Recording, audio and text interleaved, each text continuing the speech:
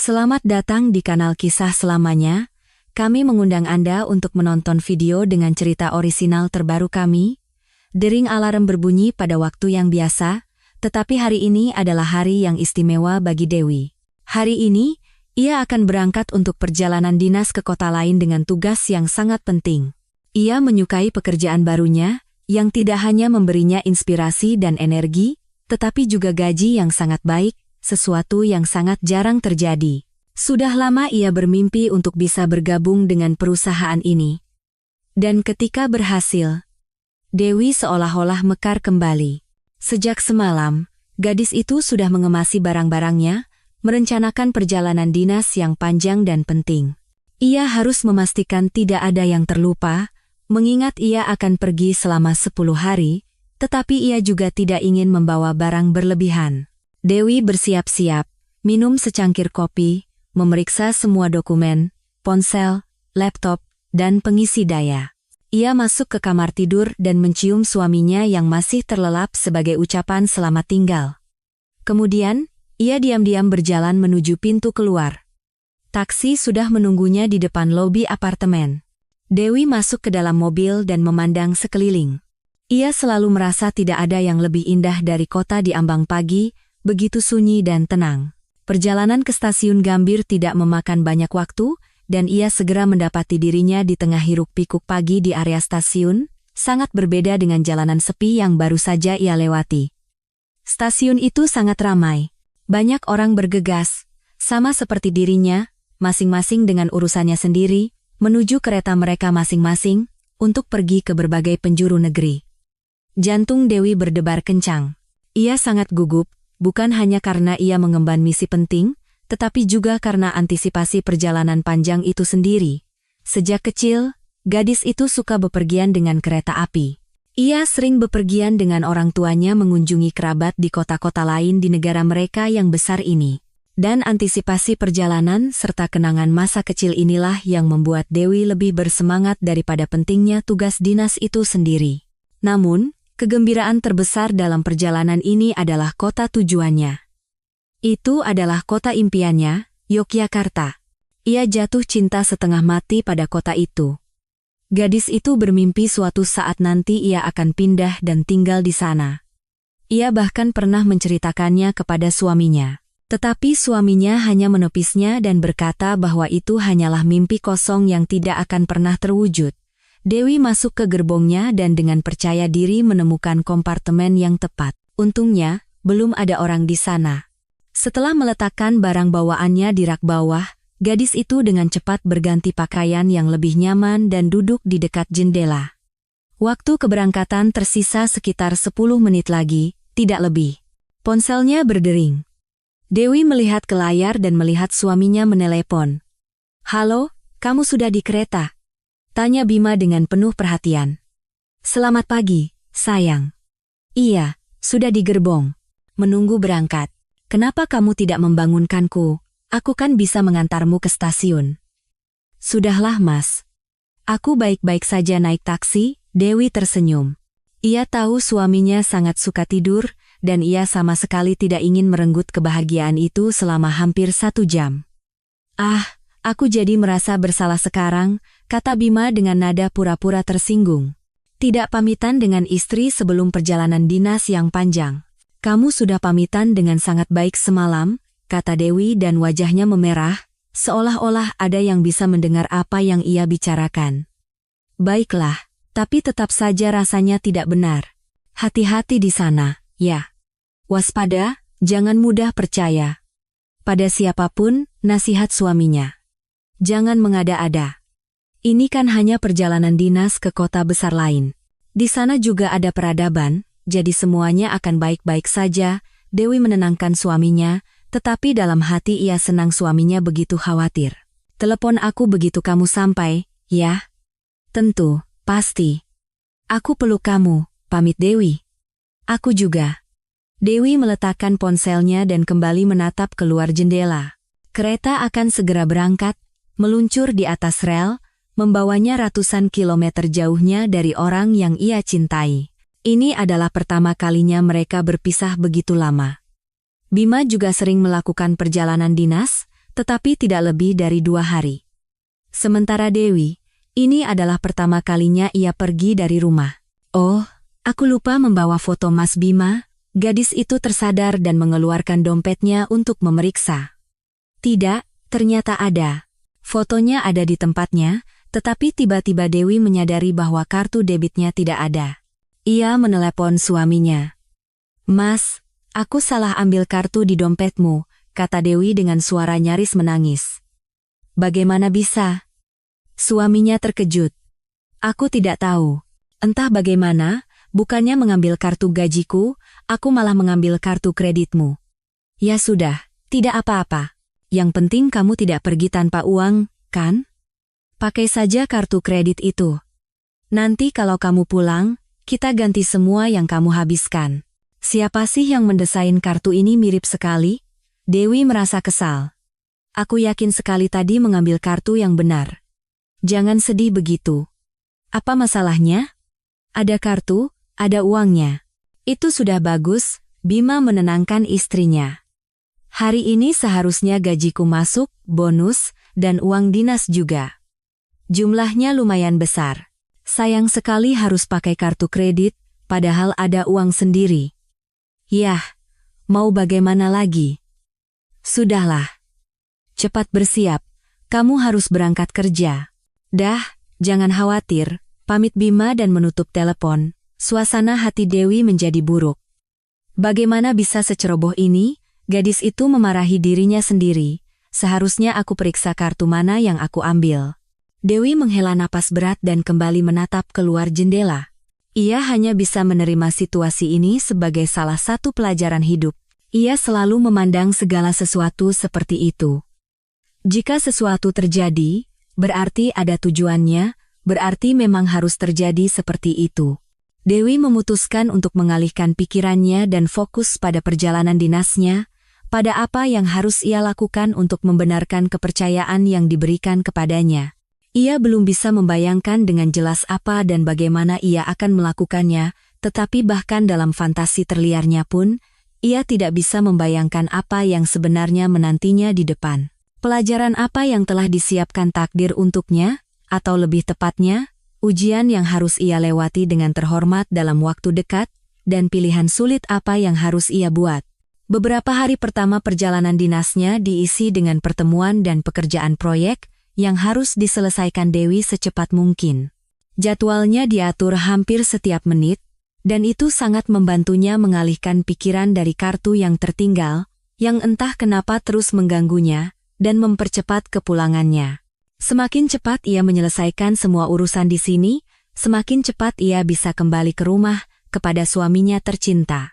Ia baru saja kembali ke kamar hotel setelah seharian penuh bernegosiasi, berganti pakaian, dan duduk di sofa dengan secangkir teh.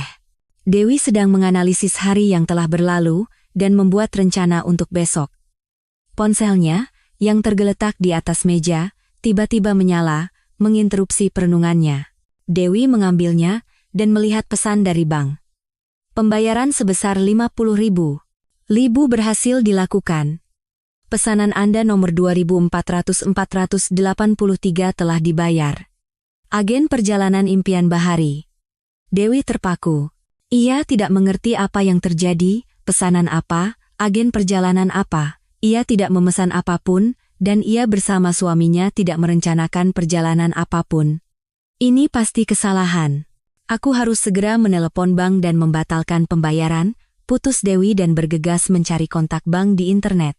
Namun, pihak bank menolak permintaannya karena pembayaran dilakukan melalui aplikasi yang terpasang di komputer dan semua data yang diperlukan untuk pembayaran telah dimasukkan. Apakah Anda memberikan kartu Anda kepada orang lain? Tanya operator bank. Saya meninggalkannya di rumah, atau lebih tepatnya, lupa membawanya, jelas Dewi. Siapa yang memiliki akses ke kartu itu? Suami saya, tapi kami memang tidak pernah menyembunyikan data seperti itu dalam keluarga. Dia bisa menggunakan kartu saya, dan saya bisa menggunakan kartunya. Itu tidak benar, operator mencoba menjelaskan. Anda tidak boleh memberikan kartu Anda kepada siapapun, dan jika Anda memberikannya dengan sadar, bank tidak bertanggung jawab. Maaf, Dewi menatap satu titik di dinding dan mencoba memahami apa yang sedang terjadi. Ia menelepon Bima, tetapi nomornya sibuk.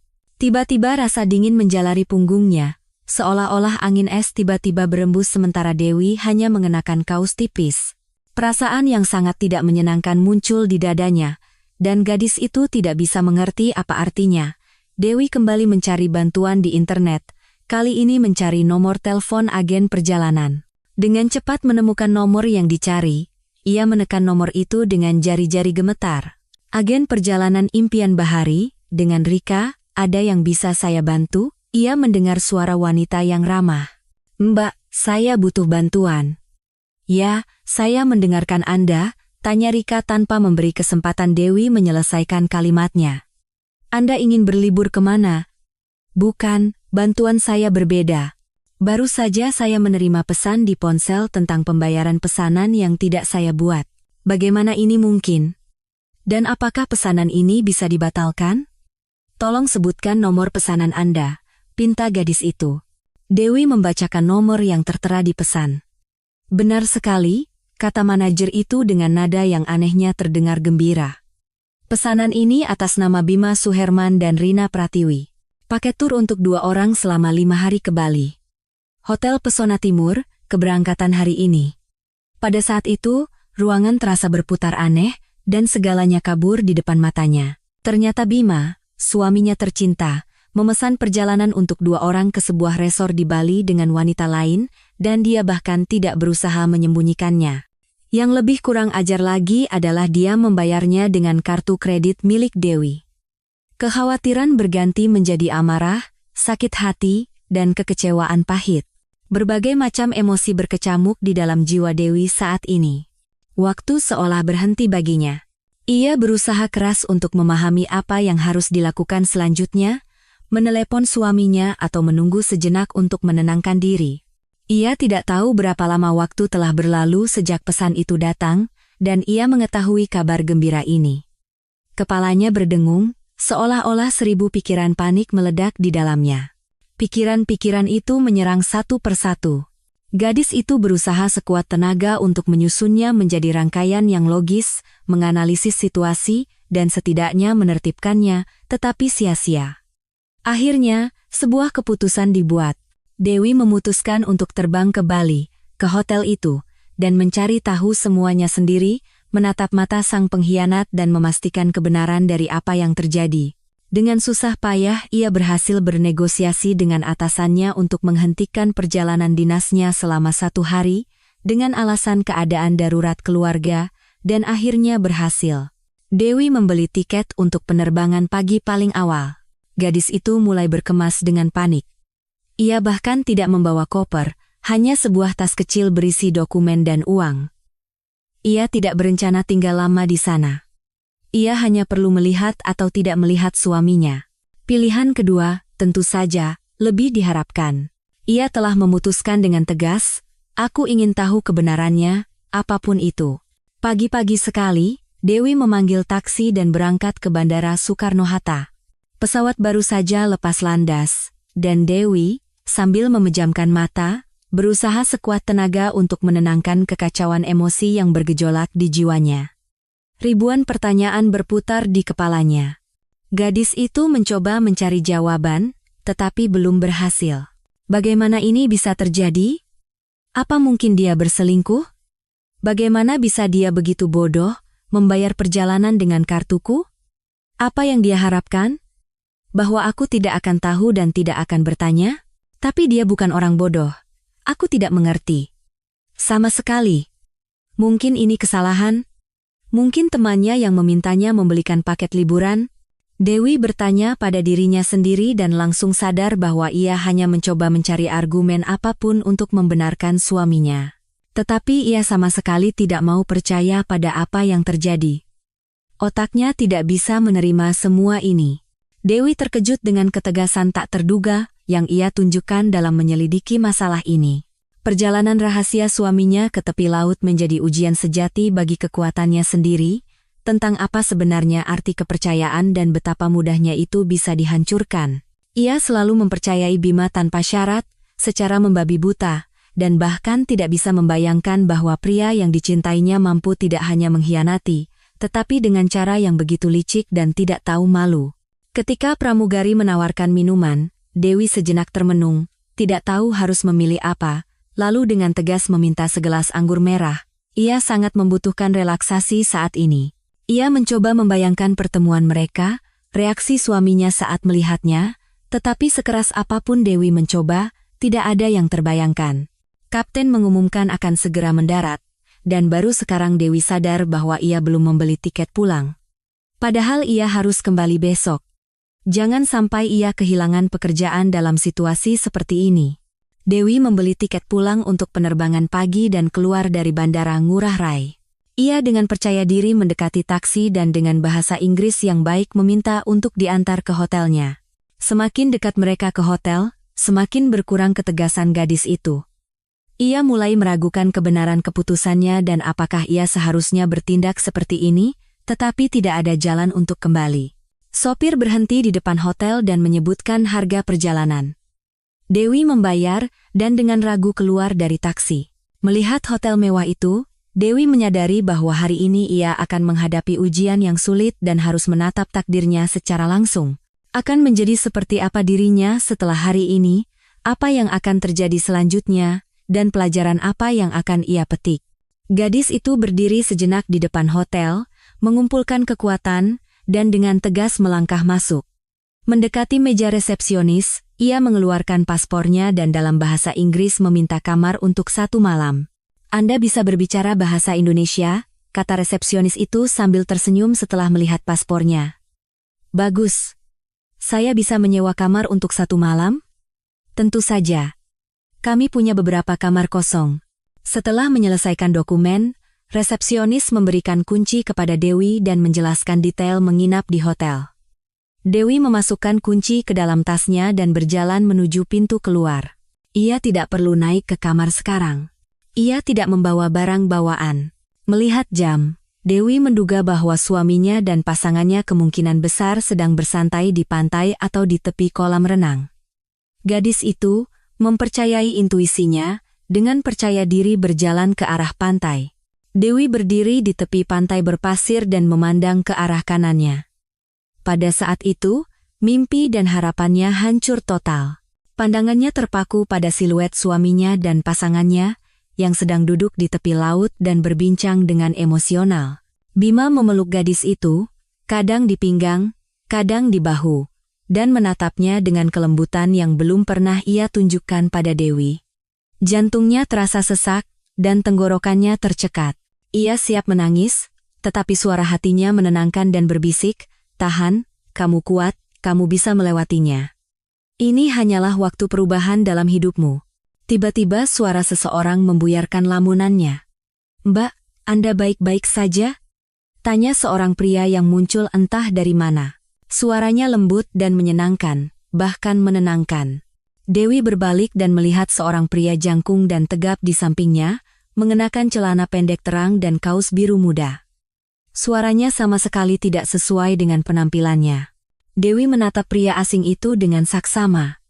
"Bisa dibilang begitu?" jawab Dewi secara misterius dan ambigu, "tapi terima kasih sudah bertanya dan tidak berlalu begitu saja." "Didikan tidak mengizinkan saya untuk berlalu begitu saja," pria asing itu tersenyum. "Ada yang bisa saya bantu?" "Sepertinya Anda sedang tidak baik-baik saja." Pada saat itu, ia menangkap pandangan Dewi dan mengikuti arah pandangannya, lalu tiba-tiba bertanya, "Itu suami Anda?" Pertanyaan itu terdengar begitu tiba-tiba sehingga memberikan efek seperti disiram air dingin.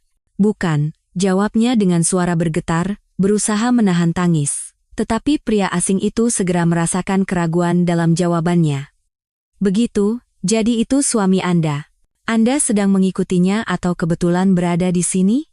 Dewi mulai sedikit jengkel dengan rasa ingin tahu dan kegigihan pria ini, tetapi lebih jengkel lagi dengan ketajamannya, seolah-olah ia bisa melihat menembus dirinya dan mengungkap rencananya. Tapi apa urusannya? Kenapa ia berdiri di sini dan mengawasi siapa? Seharusnya ia pergi saja. Tapi pria itu, sepertinya, tidak berniat untuk pergi. "Dengar, saya bisa mengurusnya sendiri. Terima kasih atas tawaran bantuannya, Tapi saya tidak butuh, jawab Dewi dengan agak kasar. Saya rasa tidak, pria itu membantah dengan percaya diri. Dewi kini menatap pria asing itu dengan heran, takjub dengan kegigihannya. Saya bisa membantu Anda, pria itu tiba-tiba menawarkan. Menarik, dengan cara apa? Saya menduga suami Anda ada di sini dengan selingkuhannya. Benar? Entah bagaimana Anda mengetahuinya dan memutuskan untuk menangkap basahnya agar dia tidak bisa mengelak, begitu kan? Sebagian benar, Dewi setuju. Sekarang Anda ingin mendekati mereka, tetapi tidak tahu bagaimana caranya, karena Anda sangat kecewa dan sakit hati karena pengkhianatan. Saya yakin Anda termasuk tipe wanita yang setia pada suami, apapun yang terjadi. Setelah kata-kata itu, air mata yang susah payah ditahannya mulai menggenang di mata Dewi. Mari kita duduk, saya punya rencana, tawar pria itu, dan menunjuk ke sebuah bangku yang berdiri di kejauhan. Dewi dengan patuh berjalan ke arah itu. Ia tidak mengerti mengapa ia mendengarkan pria asing ini, mengapa ia mempercayai kata-katanya. Sekali lagi, intuisi atau takdir itu sendiri yang membawanya ke bangku ini. Mereka duduk, dan pada saat itu Bima dan pasangannya bersiap untuk meninggalkan pantai. Kita pergi tepat waktu, kata pria asing itu. Mungkin, Davize Tuyo. Siapa nama Anda? Saya Adrian. Ia mengulurkan tangannya pada gadis itu, Dewi menyambutnya. Dewi. Senang bertemu denganmu, Dewi. Adrian tersenyum dengan sangat ramah dan tulus. Jadi, tentang rencananya. Sebenarnya Anda hanya punya dua pilihan. Pertama, Anda mendekati mereka saat mereka berdua dan membuat keributan dengan выяснение отношений, atau kita tidak sengaja bertemu mereka berdua untuk menciptakan efek sebaliknya, yaitu membuat suami Anda terkejut dan memberinya kesempatan untuk merasakan bagaimana rasanya dikhianati. Anda lebih suka pilihan yang mana? Dewi menatap Adrian dengan rasa ingin tahu yang tak terselubung dan bahkan dengan sedikit rasa hormat. Ide seperti itu bahkan tidak pernah terlintas di benaknya. Rencana itu sederhana, tetapi sangat jenius. Pada saat itu, emosi Dewi berubah menjadi spektrum yang sama sekali berbeda. Dari rasa sakit dan kekecewaan menjadi kepuasan jahat. Pria yang muncul entah dari mana ini memberinya tawaran yang luar biasa. Ya, tentu saja, ia sakit hati karena pengkhianatan dan perselingkuhan suaminya, dan rasa sakit itu akan terus menyiksanya untuk waktu yang lama. Tetapi sekarang, saat ini, ketika ia harus membongkar kedoknya, Dewi akan menjadi pemenangnya. Bima yakin bahwa Dewi setia padanya, dan dengan tenang berselingkuh, tahu bahwa istrinya tidak akan kemana-mana, dan hidupnya stabil dan nyaman. Dan akan menjadi pukulan telak baginya melihat istrinya bersama pria lain. Skakmat, Bima, Dewi tersenyum pada pikirannya sendiri. Anda tahu, saya tidak tahu bagaimana Anda bisa ada di sini dan mengapa Anda mendekati saya, tetapi saya seorang fatalis dan sangat percaya pada takdir. Berarti memang beginilah seharusnya saya bertindak. Saya menerima tawaran Anda untuk pilihan kedua. Ini akan menjadi pukulan bagi suami saya, Dewi tersenyum lagi. Dia selalu mengatakan bahwa tidak ada yang menginginkan saya, tidak pernah cemburu, dan benar-benar yakin dengan kesetiaan saya. Sejujurnya, saya juga selalu berpikir bahwa suami saya adalah yang paling perhatian dan penyayang, tidak mampu melakukan perbuatan sehina ini, dan saya benar-benar terkejut saat mengetahui semua ini. Adrian menatap dengan heran pada perubahan suasana hati gadis itu. Saya senang jika bisa membantu Anda, akunya jujur. Saya langsung tahu bahwa Anda adalah gadis yang sangat baik dan sopan. Wanita seperti Anda harus dihargai dan dijaga, bukan dikhianati. Percayalah, dia pasti akan menyadari kesalahannya, tetapi sudah terlambat. Saya bahkan akan memberitahu Anda lebih banyak. Saya menduga wanita itu hanya untuk hiburan semata. Untuk bersantai, seperti yang dikatakan beberapa pria. Tapi saya tidak setuju dengan pandangan itu. Itu salah. Jika Anda tidak ingin suatu hari dikhianati, jangan mengkhianati.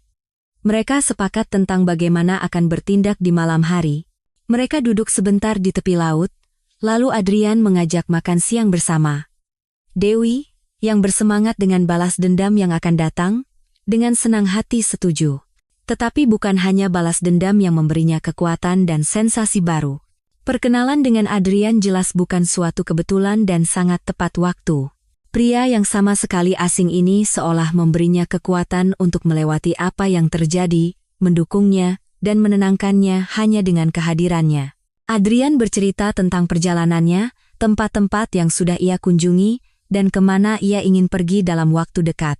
Dewi mendengarkan, merasakan bagaimana rasa sakitnya mulai berubah menjadi sesuatu yang lain, suatu pemahaman baru tentang kehidupan.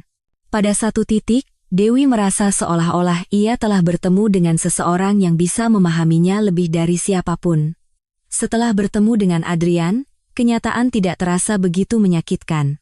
Ia seperti cahaya bintang yang menghilangkan keraguannya dan membantunya menyambut pagi yang baru dengan harapan. Tiba-tiba ia merasa bahwa orang-orang seperti itu pada dasarnya tidak muncul secara kebetulan di dunia ini. Baru saja ia tersiksa oleh rasa sakit, kebencian, dan amarah, tetapi pria ini, dalam waktu yang begitu singkat, berhasil menanamkan kepercayaan pada masa depan yang bahagia. Bagaimana ia berhasil melakukannya? Mungkin dia seorang penyihir. Setelah makan siang, Adrian mengajak berjalan-jalan sebentar di taman. Mereka berjalan di sepanjang jalan setapak yang diterangi sinar matahari cerah, dikelilingi oleh pohon-pohon palem dan bangunan hotel yang melengkung. Dewi sudah memutuskan segalanya untuk dirinya sendiri. Ia akan bertemu Bima dan menyelesaikan semuanya, sekali dan untuk selamanya, mencari tahu apa dan mengapa itu terjadi. Tiba-tiba langkahnya melambat, dan Adrian menyadarinya. Ia melihat sekeliling dan melihat Bima duduk bersama pasangannya di meja paling ujung di depan. Bima sedang asyik bercerita kepada gadis itu, tidak menyadari bahwa pada saat itu istri sahnya sedang mengamatinya. Dewi menarik napas dalam-dalam dan sudah siap untuk berjalan ke arah mereka, tetapi Adrian menghentikannya dengan memegang tangannya. "Dewi, tunggu, jangan terburu-buru." Tiba-tiba Adrian beralih ke panggilan akrab. "Kamu perlu menenangkan diri dan bersiap. Kita harus berbicara dengan santai. Itu yang pertama. Kedua dan yang paling penting, kamu harus berpura-pura terkejut, bahkan takut, ketika tidak sengaja bertemu dengan suamimu. Kamu siap?" "Tidak," Dewi mengaku jujur. "Selama aku tidak melihatnya, aku yakin ini akan mudah dan aku bisa mengatasinya, tapi sekarang keyakinanku hilang. Aku tidak bisa santai. Pikiranku kacau balau." Adrian tidak membiarkannya selesai bicara, ia hanya membungkuk dan menciumnya. Dewi terkejut dan tubuhnya lemas dalam pelukannya. "Adrian." Hanya itu yang bisa dikatakan Dewi saat itu. Ia tersenyum. "Sekarang sudah lebih baik?" "Ya." Dewi tersenyum dan wajahnya memerah. "Aku yakin kamu bisa melakukannya. Aku akan ada di sampingmu dan tidak akan membiarkan siapapun menyakitimu." Ia mengatakannya dengan sangat yakin sehingga Dewi mempercayainya. Mereka memasuki area kafe dan berjalan menuju sebuah meja. Bima, yang duduk menghadap pintu masuk, sekilas melirik gadis yang baru datang. Kehadiran selingkuhannya sama sekali tidak membuatnya canggung untuk menilai gadis itu, dan ia tidak percaya dengan matanya sendiri. "Dewi!" Bisiknya nyaris tak terdengar, lalu hampir berteriak, "Dewi!" Dewi berbalik dan karena terkejut, ia hampir saja salah duduk di kursi yang dengan sigap didorong oleh Adrian, dan langsung berdiri, atau lebih tepatnya, melompat. "Mas Bima?" Ia mengumpulkan seluruh kekuatan dan kemampuan aktingnya untuk menunjukkan keterkejutan yang paling tulus. Tetapi ia sebenarnya tidak perlu berusaha, karena Bima hampir membisu karena terkejut. Matanya bergerak panik dari istrinya ke selingkuhannya dan kembali lagi. Wajahnya tiba-tiba memerah dan ia mencoba berpikir apa yang harus dilakukan dan dikatakan. Tetapi, tampaknya, tidak ada ide yang masuk akal. "Dewi, apa yang kamu lakukan di sini? Bagaimana kamu?" Ia benar-benar kesulitan berbicara. Kata-katanya terbata-bata. "Lalu, apa yang kamu lakukan di sini?" Dewi memutuskan untuk menyerang balik. Berbeda dengan suaminya, ia sudah siap untuk pertemuan ini. "Dan siapa gadis ini bersamamu?"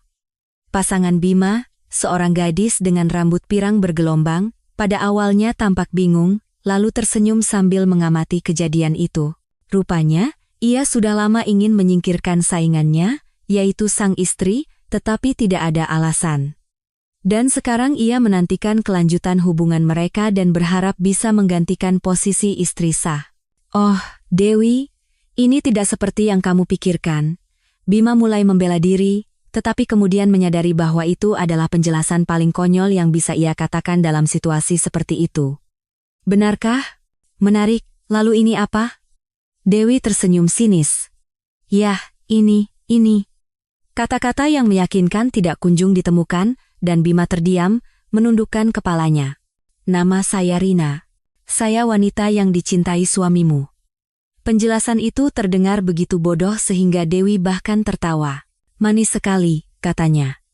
Aku senang sekali bisa berkenalan denganmu. Sudah berapa lama kamu dalam status itu? Tahun kedua, jawab si Pirang dan tidak langsung sadar bahwa ia telah mengatakan sesuatu yang berlebihan. Hal seperti ini sama sekali tidak diduga oleh Dewi, ekspresi wajahnya berubah drastis, dan ia menatap Adrian dengan penuh harap. Adrian segera ikut campur dalam percakapan. Lihat, sayang, kamu khawatir tentang suamimu, bagaimana dia akan sendirian, bagaimana dia akan melewati perceraian kalian, dia akan baik-baik saja. Dia punya pasangan yang begitu bisa diandalkan. Adrian sengaja menekankan kata itu, memberitahu Dewi bahwa Bima sebenarnya hanya memanfaatkan si Pirang bodoh itu untuk hiburan. Baru sekarang Bima memperhatikan Adrian. Dan ini siapa? Tanya suami yang tersinggung itu dengan mata melotot marah. Ini pria yang aku cintai, jawab Dewi dengan senyum kemenangan. Bima tiba-tiba berdiri dari kursinya, berniat mendekati Adrian, tetapi Adrian dengan waspada mengulurkan tangannya ke depan. Saya tidak menyarankan, anak muda. Saya juara nasional judo dan pencaksilat. Saya rasa Anda tidak punya kesempatan sedikit pun untuk melawan saya. Bima berhenti dan menatap istrinya dengan penuh kebencian.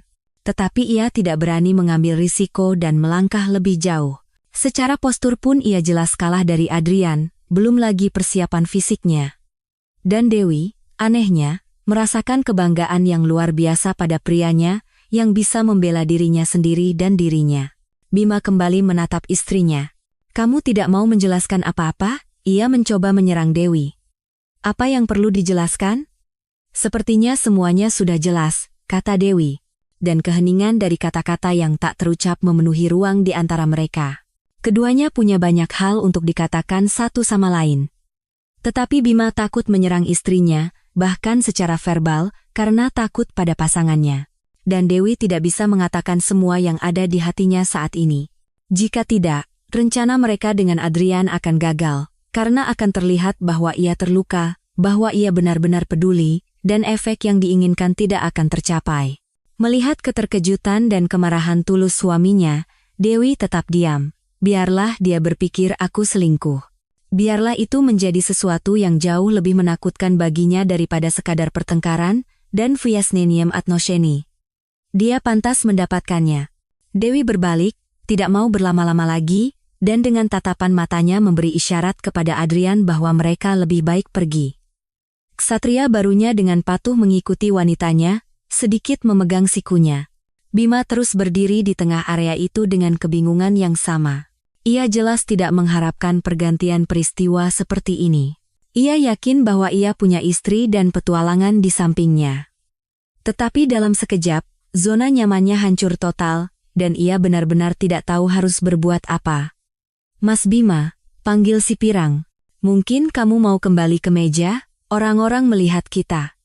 Bima berbalik tajam dan menatap gadis itu dengan penuh kebencian. Aku tidak peduli siapa yang melihatku. Apa kamu tidak lihat apa yang terjadi? Kamu benar-benar tidak mengerti apa yang baru saja terjadi? Aku kehilangan segalanya. Aku hancur. Dan kamu khawatir siapa yang melihat kita? Kenapa hancur? Bukankah kamu masih punya yang lain? Lalu aku. Bagaimana denganku, Mas Bima? Tanya gadis itu dengan nada tersinggung. Apa hubungannya denganmu? Aku baru saja kehilangan istriku. Istriku, yang sudah hidup bersamaku selama 7 tahun, aku yakin aku punya keluarga dan sandaran yang kokoh dalam dirinya. Ternyata dia selingkuh. Lalu kenapa kamu selingkuh? Jika keluarga begitu penting bagimu, si Pirang mengajukan pertanyaan yang sangat logis. Karena aku laki-laki, dan ini bukan perselingkuhan, tapi hanya iseng untuk variasi dan sensasi baru. Aku selalu mencintai istriku. Selalu, teriak Bima. Dan sekarang semua pengunjung kafe menatap ke arah mereka. Rina menundukkan kepalanya. Ia tidak senang mendengar apa yang dikatakan Bima. Ia yakin Bima mencintainya dan ingin bersamanya, tetapi ternyata ia hanya selingan. Bima kembali ke mejanya dan duduk di kursi. Sekarang ia harus menyadari konsekuensi dari tindakannya dan memikirkan apa yang harus dilakukan selanjutnya.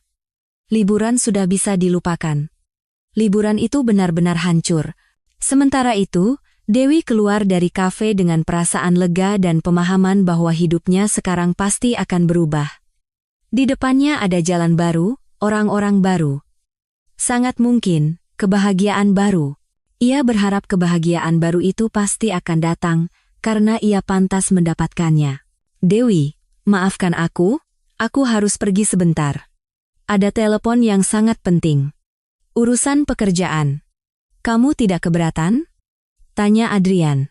Tentu saja tidak, pergilah. Jangan khawatir. Kamu sudah melakukan banyak hal untukku. Aku perlu sendiri sebentar sekarang, mengumpulkan pikiranku, mencerna apa yang terjadi.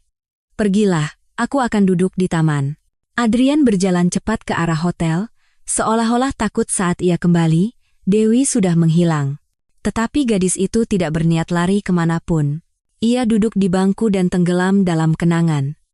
Kenangan hari-hari yang dulu terasa seperti awal dari sebuah dongeng indah, hari-hari ketika ia pertama kali jatuh cinta dengan tulus dan sepenuh hati. Pertemuan pertama mereka dengan Bima terjadi di awal musim semi di sebuah taman, ketika langit tampak tak bertepi, dan alam yang bangkit dari tidur musim dinginnya memanjakan mata. Saat itu Dewi masih mahasiswa dan sibuk dengan proyek universitas, dan sudah beberapa hari berturut-turut ia menghabiskan waktu di perpustakaan. Hari itu cuaca hangat dan cerah. Ia keluar untuk berjalan-jalan sebentar, menyegarkan pikiran. Ia berjalan santai di taman universitas, dan menghadapkan wajahnya pada sinar matahari yang begitu menyenangkan. Dan dari arah berlawanan, datang seorang pria yang melakukan hal yang sama, sambil memeluk sebuah buku. Ia menarik perhatian Dewi. Tetapi Dewi tidak mungkin mendekati pria asing lebih dulu, jadi ia berniat melewatinya, ketika tiba-tiba pria itu sendiri yang mendekatinya. Maaf, bisakah Anda menunjukkan jalan ke gedung utama universitas? Tanyanya dengan ragu. Ternyata Bima adalah mahasiswa dari universitas lain dan datang untuk berpartisipasi dalam konferensi antar universitas. Itulah mengapa ia tidak begitu mengenal area tersebut. Dewi menjelaskan secara rinci cara menuju aula universitas tempat konferensi akan berlangsung. Ia juga peserta konferensi itu, dan ia tertarik untuk berbicara dengan mahasiswa dari universitas lain. Masih ada 40 menit sebelum konferensi dimulai, jadi Bima mengajak minum kopi. Dewi setuju. Pidato Bima di konferensi sangat mengesankan Dewi, dan ia mengamatinya dengan minat yang lebih besar lagi. Setelah acara selesai, mereka bertukar nomor telepon dan melanjutkan komunikasi. Dewi tidak sadar bagaimana ia jatuh cinta. Hanya saja pada suatu titik ia menyadari bahwa ia terus-menerus memikirkan pria itu, ingin bersamanya, ingin berkomunikasi setiap hari, tetapi tidak selalu bisa.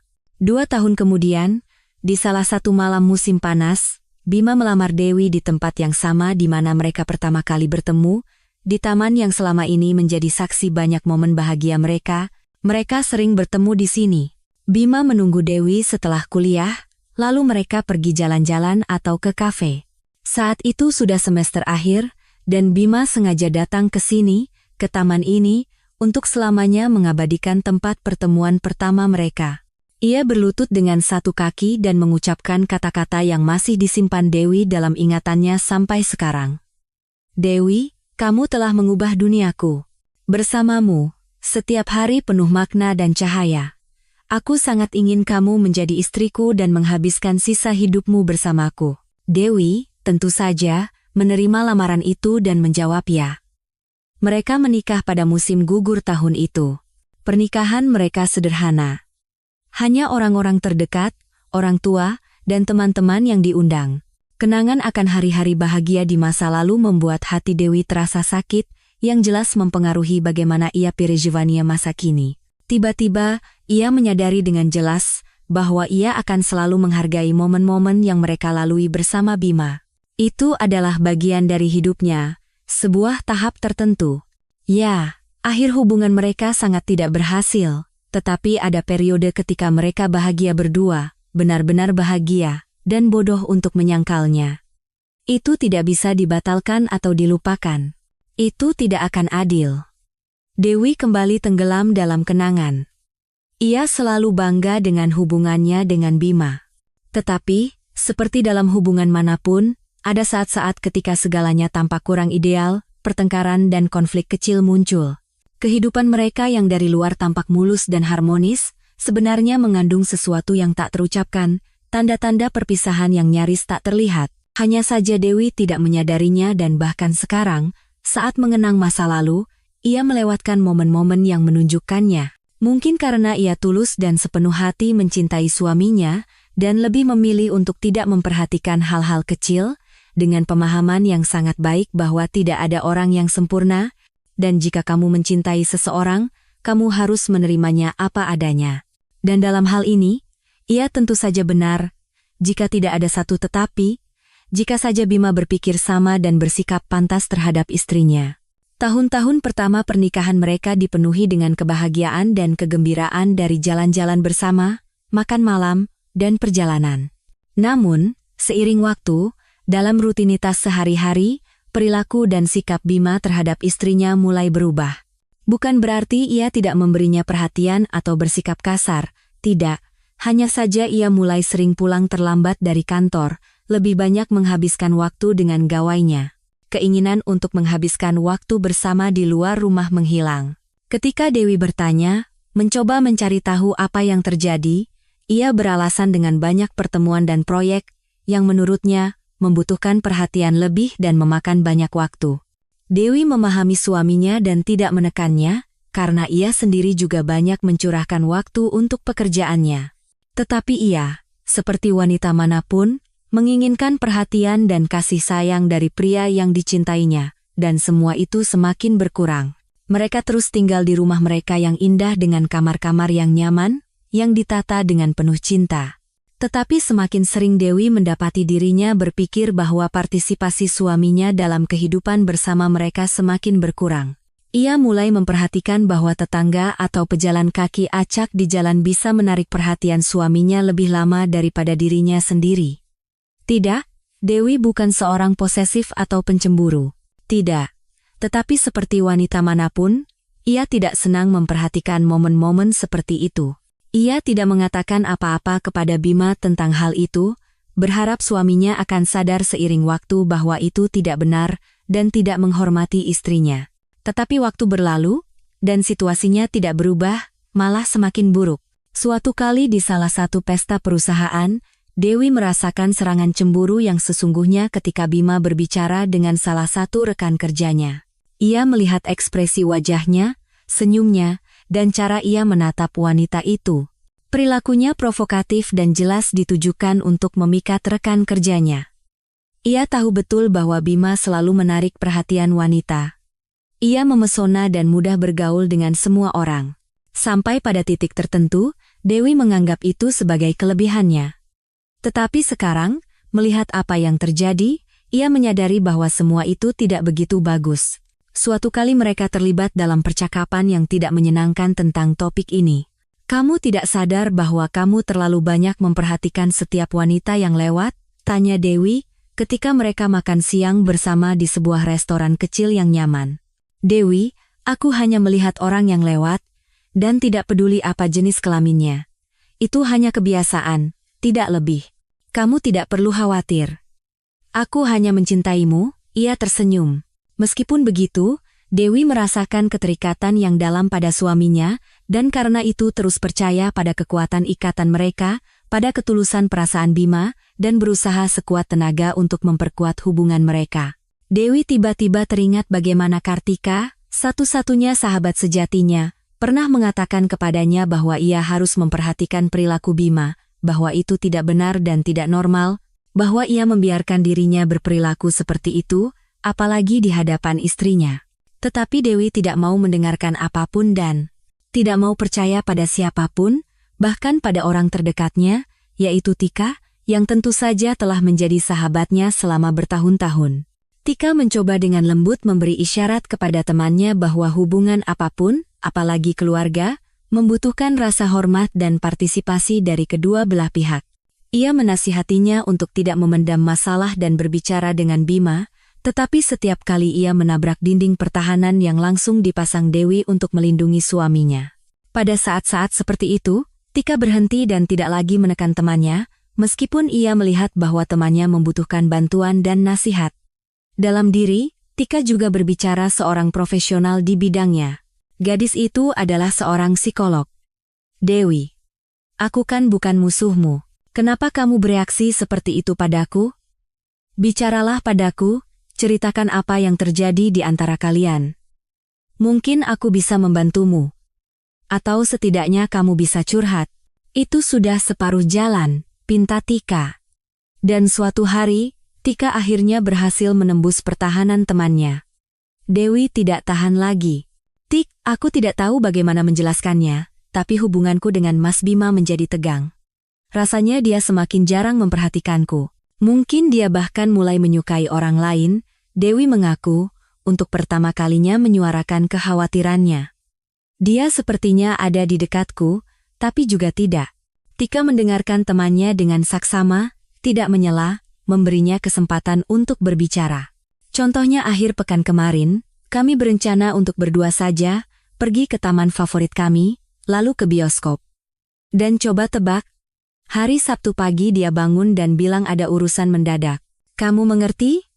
Dia entah lupa dengan rencana kami, atau memang tidak peduli. Bagaimana aku harus memahami dan menanggapinya, aku tidak tahu, jujur. Dewi, mungkin kamu hanya perlu berbicara dengannya, mencari tahu apa yang berubah dan mengapa. Dalam hubungan, komunikasi itu penting. Kapan terakhir kali kalian berbicara dari hati ke hati? Aku tidak ingat, kata Dewi dengan sedih. Tapi idemu bagus, harus dicoba. Benar, harus dicoba. Ketika kamu mendengar pendapatnya dan pandangannya, akan lebih mudah bagimu untuk memahami apa yang dirasakan suamimu. Dan mencari jalan keluar dari situasi ini juga akan lebih mudah. Nasihat Tika selalu tepat waktu dan berhasil. Ia membantu melihat situasi dari sudut pandang lain dan memberi Dewi keyakinan bahwa dalam setiap kesulitan, selalu ada jalan keluar jika mau mencarinya. Tentu saja, Dewi sangat menghargai perhatian sahabatnya. Dan momen-momen seperti inilah yang memberinya kesempatan untuk menjadi dirinya sendiri, mengungkapkan pikiran dan perasaannya, tanpa rasa takut, tetapi yang terpenting, momen-momen yang membantunya memahami ke arah mana harus melangkah. Malam harinya, Dewi bertekad untuk berbicara. Mas, kita perlu bicara, usulnya kepada suaminya setelah makan malam. Bima mengalihkan pandangannya dari ponselnya dan menatap istrinya dengan heran. Ada apa, sayang? Apa kamu tidak melihatnya sendiri? Dewi berusaha berbicara dengan tenang. Suaranya terdengar pelan, tetapi ada ketegasan di dalamnya. Aku merasa kita semakin menjauh. Penting bagiku untuk tahu bahwa kamu masih ingin bersamaku. Bima sejenak ragu. Ia bingung dan tidak tahu bagaimana harus menjawab. Rupanya, ia tidak mengharapkan percakapan yang begitu terbuka, tetapi Dewi tidak bisa diam lagi. Ia merasa ini penting dan dibutuhkan oleh mereka berdua. Dewi, kamu ini mengada-ada saja. Kamu kan tahu, pekerjaan akhir-akhir ini menyita hampir seluruh waktuku. Aku sangat lelah. Aku tidak berpikir kamu menganggap ini sebagai keenggananku untuk berkomunikasi denganmu atau semacamnya. Ia menatap istrinya dengan sedih. Kamu benar-benar berpikir pekerjaan adalah penyebab kamu berubah? Kamu berubah terhadapku. Kamu sering melihat wanita lain saat aku di dekatmu, itu sangat menggangguku. Dulu kamu tidak pernah seperti itu, jawabnya dengan suara bergetar. Bima menatap mata istrinya lurus-lurus, tetapi hanya beberapa detik, kemudian ia tidak tahan dan membuang muka. Hati Dewi mencelos. Sesuatu dalam penampilannya mengatakan bahwa bukan pekerjaan yang menjadi penyebab semuanya. Ia tidak mau mempercayainya. Ia menepis pikiran-pikiran buruk tentang ketidaksetiaan suaminya, bahkan tidak mau berpikir ke arah itu. Aku tidak tahu harus berkata apa, bagaimana ini bisa terjadi, tetapi aku tidak akan mengakui perselingkuhan yang tidak ada. Tidak ada yang perlu diakui, mengerti? Dewi berhenti sejenak, mencerna kata-kata suaminya. Aku hanya mencoba memahami apa yang terjadi. Kamu tidak menjelaskan apa-apa dan hanya diam. Dan aku tidak tahu harus berbuat apa dengan hubungan kita. Aku merasakan dingin di antara kita. Dulu tidak pernah seperti ini. Tiba-tiba Bima bangkit dengan marah dan berkata, "Kenapa sih kalian para wanita suka sekali membuat masalah di tempat yang tidak ada masalah? Tidak ada yang berubah dalam sikapku padamu, mungkin kurang romantis? Ya, mungkin saja, tapi aku tidak butuh itu. Aku sudah puas dengan keadaan sekarang, tapi aku tidak puas," balas Dewi. "Kalau begitu, ini masalah siapa? Masalahku atau masalahmu?" jawab Bima dan keluar dari dapur. Setelah percakapan dengan Bima, Dewi hampir secara fisik merasakan bagaimana benang tipis yang menghubungkan hidup mereka menegang hingga batasnya, siap putus kapan saja. Dunia batinnya sedang mengalami badai emosi, dari kekecewaan atas apa yang didengarnya hingga keinginan untuk segera memperbaiki segalanya. Meskipun, apa yang bisa ia perbaiki? Tidak ada. Gadis itu sadar bahwa sekarang ia harus mengubah persepsinya tentang dunia dan hubungan mereka, dan yang paling penting, semua yang telah mereka bangun bersama. Dewi merasa seolah-olah ia berada di persimpangan jalan. Satu jalan menuju upaya untuk memperbaiki hubungan, meskipun ada rasa dingin dan keengganan yang jelas dari suaminya, dan jalan lain menuju awal dari sebuah jalan baru. Sangat mungkin tanpa orang yang telah lama ia anggap sebagai belahan jiwanya. Dewi tersadar dari kenangannya ketika mendengar suara Adrian yang familiar. "Kamu masih duduk di sini? Kukira sudah pergi jalan-jalan di sepanjang pantai." Sang penyihir tersenyum. "Masih di sini, mengenang kehidupan pernikahanku. Dan, kau tahu, baru sekarang aku sadar bahwa dia memang selalu seperti itu. Kenapa aku tidak menyadarinya sebelumnya, atau tidak mau menyadarinya?" "Memang terkadang begitu," Adrian setuju dengan sedih dan penuh simpati.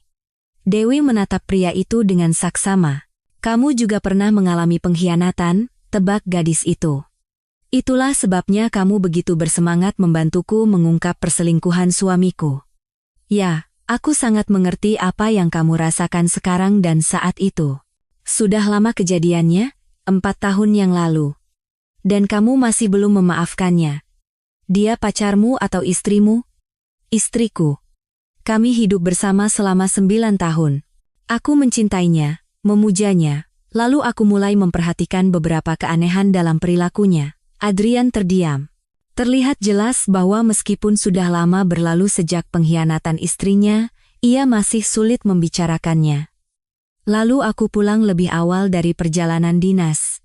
Bukan sengaja, kebetulan aku pulang sehari lebih awal, terburu-buru ingin bertemu istriku dan mendapatinya di rumah bersama selingkuhannya. Sampai sekarang gambaran itu masih ada di depan mataku. Mengerikan sekali." Dewi bersimpati dengan tulus. "Aku turut prihatin." "Ya, aku juga. Aku tidak pernah selingkuh. Bahkan tidak pernah melirik wanita lain. Aku tidak butuh siapapun selain dia, dan aku yakin dia juga begitu." Dewi merinding mendengar kata-kata itu. Itu adalah kata-katanya, lebih tepatnya, pikirannya tentang hubungannya dengan Bima. Pada saat itu, Dewi sadar betul apa yang sebenarnya mendekatkan mereka dengan Adrian. Rasa sakit yang sama, pengkhianatan yang dialami dari orang terdekat. "Kau tahu, aku selalu mengagumi orang-orang yang mampu menemukan kekuatan untuk terus maju, terlepas dari semua kesulitan," kata Dewi. "Jika kamu tidak menceritakan kisahmu, aku tidak akan pernah berpikir, melihatmu, bahwa kamu pernah mengalami hal seperti itu." Adrian tersenyum sebagai jawaban. Ia senang dengan kata-katanya. Ternyata bukan hanya dia yang membantunya, tetapi Dewi juga membantunya, dan Dewi harus kembali ke kota tempat ia bertugas. Ia memberitahu Adrian tentang hal itu. "Sayang sekali kamu sudah harus pergi," katanya. "Kamu terbang kemana?" Dewi menyebutkan Surabaya, dan Adrian benar-benar terkejut. "Serius? Aku tinggal di sana, itu kota kelahiranku." Sekarang giliran Dewi yang terkejut. Tidak mungkin. Kenapa? Sangat mungkin. Perjalanan dinasmu sampai kapan? Masih 4 hari lagi di kotamu. Kalau begitu, aku akan menyelesaikan liburanku lebih awal dan pasti akan menemuimu. Mereka bertukar nomor telepon dan sepakat untuk melanjutkan komunikasi sementara melalui aplikasi pesan. Perlahan-lahan, Dewi mulai memperhatikan bagaimana rasa sakitnya mereda. Jasa besar dalam hal ini, tentu saja, adalah Adrian. Ia sering mengirim pesan, menelepon. Mereka berbicara berjam-jam setiap malam melalui aplikasi pesan. Seiring waktu, hubungan mereka tanpa terasa beralih ke tingkat yang berbeda. Dewi menemukan bahwa Adrian telah menjadi bukan hanya teman baginya, tetapi juga orang yang selalu bisa diandalkan, tempat berbagi pikiran paling rahasia dan mendapatkan dukungan kapan saja, pemahaman, dan tanpa penghakiman. Dewi merasa bahwa keinginannya untuk mencintai dan membangun hubungan baru kembali. Dan ia melihat bahwa Adrian berbagi keinginannya. Mereka sudah membahas rencana masa depan bersama, bermimpi tentang perjalanan ke negara lain, berbicara tentang memiliki anak. Ini bukan sekadar keterikatan atau rasa terima kasih, tetapi sebuah kisah baru yang tercipta, di mana Dewi untuk pertama kalinya merasakan harmoni dengan dirinya sendiri, dengan dunia batinnya, dan yang tidak kalah penting, dengan orang yang, seperti dirinya, pantas mendapatkan perasaan tulus yang sejati. Beberapa bulan berlalu, dan Adrian mengusulkan agar Dewi pindah ke kotanya. Tanpa ragu, ia setuju. Semua hari dan minggu berikutnya dipenuhi dengan momen-momen bahagia dan penemuan baru. Dewi dan Adrian menikmati setiap menit yang mereka habiskan bersama. Dalam hubungan mereka, ada harmoni dan saling pengertian, dan Dewi merasa akhirnya ia menemukan orangnya, belahan jiwanya. Suatu malam, saat berjalan-jalan di sepanjang tepi pantai, Adrian tiba-tiba berhenti dan menatap Dewi. Dewi, ia memulai. Suaranya bergetar karena gugup, dan matanya berbinar bahagia. Kamu telah mengubah hidupku. Bersamamu, aku menjadi orang yang selalu aku cita-citakan. Kamu telah menghangatkan hatiku, dan memberiku keyakinan bahwa seorang wanita bisa setia dan baik. Katakan, maukah kamu menjadi istriku dan menghabiskan sisa hidupmu bersamaku? Dewi benar-benar bahagia. Matanya berkaca-kaca karena air mata kebahagiaan. Ya, 1000 kali ya, teriaknya. Malam itu di tepi pantai, dikelilingi oleh cahaya lampu jalan dan sinar bulan, Dewi dan Adrian memulai perjalanan bersama mereka ke dalam kehidupan baru yang sama sekali berbeda. Beberapa bulan setelah berpisah dengan Dewi, Bima menghadapi konsekuensi dari keputusannya. Hubungannya dengan wanita yang ia ajak berlibur tidak sesuai harapan. Mereka dengan cepat kehilangan minat satu sama lain dan segera berpisah. Bima mulai lebih sering memikirkan kehidupan masa lalunya dan menyadari betapa banyak yang telah ia hilangkan. Kenangan akan momen-momen bahagia bersama Dewi, tentang bagaimana Dewi merawatnya, tidak memberinya ketenangan. Baru sekarang ia mulai memahami nilai sebenarnya dari hubungan mereka, dan sekarang ia sangat menyesali perbuatannya dan perilakunya. Setelah lama merenung, Bima memutuskan untuk mencoba memperbaiki situasi dan mendapatkan Dewi kembali. Ia menulis pesan panjang kepadanya, di mana ia dengan tulus mengakui kesalahannya, menjelaskan bahwa apa yang terjadi telah menjadi pelajaran baginya, dan menyatakan harapan untuk kesempatan kedua. Dewi, sayang, aku tahu aku telah bersikap sangat buruk. Aku mengkhianatimu, dan baru sekarang aku sadar betapa penting dan berharganya kamu bagiku. Aku masih mencintaimu, bahkan lebih dari sebelumnya. Jika ada sedikit saja kesempatan, aku ingin menggunakannya untuk memperbaiki segalanya dan kembali bersamamu, tulis Bima dengan tulus. Dewi menerima pesan itu menjelang pernikahannya, hanya beberapa hari sebelumnya. Ia memutuskan untuk tidak memberitahu Adrian, agar tidak membuat kekasihnya sedih. Gadis itu tidak tahu bagaimana cara terbaik untuk menjawab mantan suaminya, yang secara resmi sudah bercerai, dan apakah ia harus menjawab sama sekali. Tetapi kemudian ia memutuskan bahwa Bima adalah bagian dari hidupnya, dan bersamanya juga ada momen-momen menyenangkan dan bahagia, dan ia berhak mendapatkan jawabannya. Mas Bima, kamu akan selalu menjadi bagian dari hidupku. Dan aku telah memaafkanmu atas perbuatan dan perilakumu, tetapi aku tidak akan pernah bisa mempercayaimu lagi, dan tanpa kepercayaan, keluarga tidak akan menjadi keluarga. Selain itu, aku sudah pindah ke kota lain. Aku memutuskan untuk mengubah tidak hanya hidupku, tetapi juga menempuh jalan yang sama sekali berbeda. Mungkin mengganti profesi. Tentu saja, pria dalam hidupku juga akan berbeda. Kebalikan darimu. Aku tulus mendoakan kebahagiaan untukmu. Semoga kamu baik-baik saja, selamat tinggal. Dewi meletakkan ponselnya, lalu berpikir sejenak dan menekan nomor Adrian. Halo sayang. Kita makan malam bersama hari ini? Tentu, aku sudah dalam perjalanan menujumu, dan aku sudah menunggumu. Dewi meletakkan ponselnya di atas meja dan tersenyum. Belum pernah dalam hidupnya ia begitu yakin dengan pilihannya seperti sekarang, dan belum pernah ia sebahagia ini. Dan padahal, kisah mereka baru saja dimulai.